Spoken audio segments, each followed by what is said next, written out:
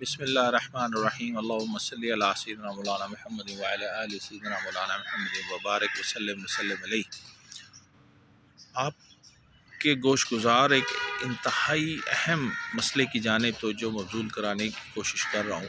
مجھے یقین ہے کہ اگر جو آپ اس مسئلے کو سنتے ہیں تو اس میسیج کو ضرور سپریڈ کریں زیادہ سے زیادہ، تاکہ لوگ جو ایک خطا ایسی کرنے یقیناً وہ کم علمی کی وجہ سے خطا ہو رہی ہے، لیکن اس کے پیچھے ایک پورا فتنہ کارواں ہے، پورا ایک فتنے کی جو ہے بیک اپ سپورٹ ہے اس کے پیچھے۔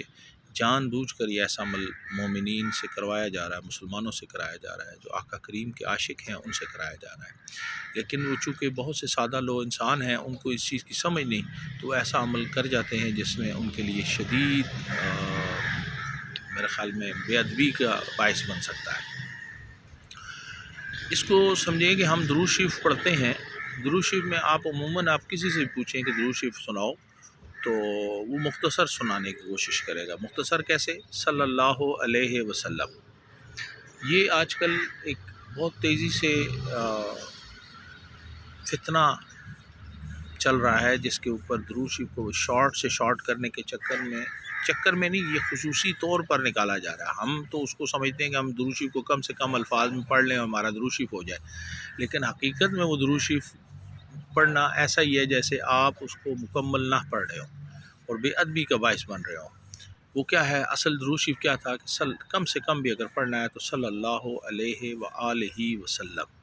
ہم نے کیا نکال دیا؟ وآلہ کو ہم نے اس درود شریف میں سے نکال دیا، اور نکلوانے والے لوگ وہ فتنے ہیں جو آل سے محبت نہیں کرتے، جو آل کے دشمنان میں سے ہیں، جو آل کے بغض میں بھرے پڑے ہیں۔ حضرت مولا کائنات شیر خدا حضرت علی کریم کے بغض میں بھرے پڑے ہیں، حضرت بی بی فاطمہ سلام اللہ علیہ کے بغض میں بھرے پڑے ہیں، حسنین کریمین کے بغض میں بھرے پڑے ہیں، ان کی آل کے بغض میں بھرے پڑے ہیں۔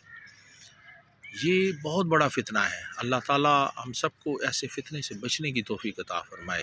یاد رکھیں کہ درود شریف صلی اللہ علیہ وآلہ وسلم ہے۔ جب تک آل پر درود نہیں پڑھیں گے درود مکمل نہیں ہوگا۔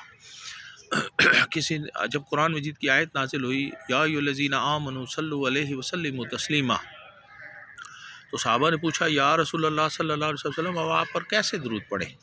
تو آقا نے فرمایا اللہم صلی علی محمد وعلی آل محمد وعلی، آقا کی جو ہے وہ ہدایت ہے کہ اس طرح پڑھو، حکم ہے کہ اس طرح پڑھو۔ ہم کون ہوتے ہیں کہ آل کو بیچ میں سے نکالنے والے؟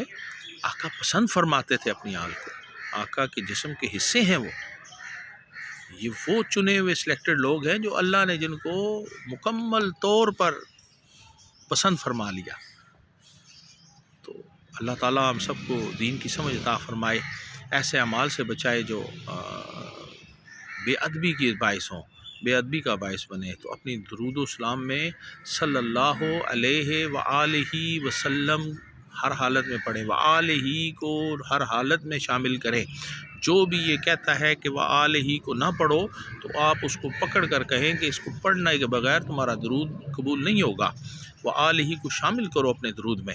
اور یہ کچھ لوگ وآلہ آل کو اہل تشیع حضرات کے ساتھ نتھی کرنے کی کوشش کرتے ہیں کہ یہ ہمارے نہیں، مولا کائنات اہل تشیع حضرات سے ان کا کوئی تعلق ہے یا حسنین کریمین کا ان سے کوئی تعلق ہے، تو ہم اس لیے ان کے اگینسٹ میں جو ان کے مخالفین گروہ تھا اس کی حمایت میں ہم کھڑے ہو جائیں۔ کیا ظلم ہے یہ، کیا ظلم ہے یہ، کتنا بڑا گستاخانہ عمل ہے یہ کہ ہم نے یہ سوچنا چھوڑ دیا کہ یہ ہستیاں کس قدر بلند مقام کے حامل ہستیاں ہیں، تو ہم نے ان کی اتباع اور ان کے ادب کرنے کے بجائے ہم نے ان کے ادب کے اگینسٹ میں گستاخی شروع کر دی، صرف اس لیے کہ اہل تشیع بھی ان کو یاد کرتے ہیں۔ نہیں، وہ ہمارے بھائی ہیں، اہل تشیع سارے مسلمان بھائی ہیں ہمارے، عقائد میں ہمارا ان سے اختلاف ہے، کچھ چیزوں پر شدید اختلاف ہے، لیکن ہم ان کو کوئی یہ نہیں کہہ سکتے کہ وہ جو ہے ہم ان کے ساتھ بات کرنا پسند نہیں کرتے۔ نا، آپ دیکھیں بڑے جید علماء کٹھے جب ہوتے ہیں تو ایک ساتھ نمازیں ایک دوسرے کی اقتداء میں پڑھتے ہیں، کیوں پڑھتے ہیں؟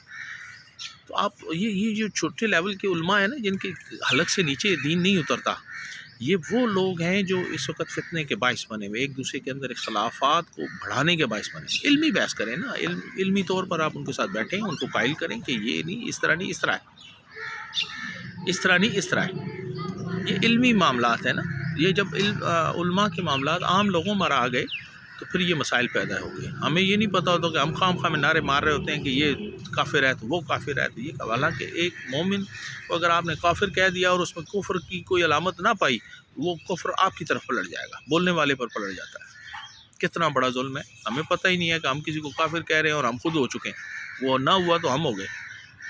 کتنا بڑا ظلم ہے۔ اللہ تعالیٰ ہم سب کو دین کی سمجھ عطا فرمائے اور سید العقیدہ علماء کی صحبت اختیار کرنے کی توفیق عطا فرمائے، ایسے علماء کے ساتھ بیٹھنے کی توفیق عطا فرمائے جو دین کو سمجھتے بھی ہیں اور دین کو سمجھانا بھی جانتے ہیں، جو جوڑنے کی کوشش کرتے ہیں توڑنے کے بجائے۔